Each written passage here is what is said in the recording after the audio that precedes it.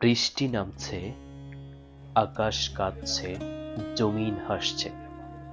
প্রতিটি ফোঁটা যেন আসমান থেকে নেমে আসা রহমতের বার্তা।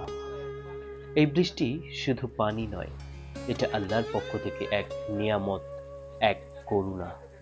আল্লাহ তাআলা পবিত্র কুরআনে সূরা রুমের 24 নম্বর আয়াতে বলেন, তিনি আকাশ থেকে পানি বর্ষণ করেন, যার দ্বারা তিনি ভূমিকে মৃত্যুর পর জীবিত করেন।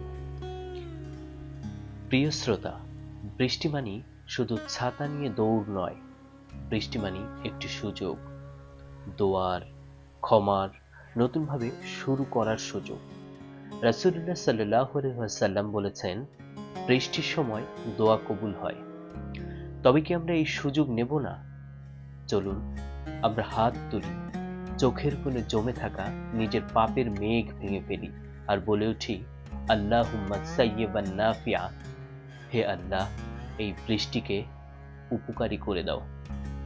আল্লাহ তাআলা যেমন বৃষ্টির মাধ্যমে মরা জমিনকে জীবিত করেন, তেমনি গুনাহে ভারাক্রান্ত হৃদয়কেও তিনি তাওবার ফোঁটায় নতুন জীবন দেন। ধন্যবাদ সবাইকে।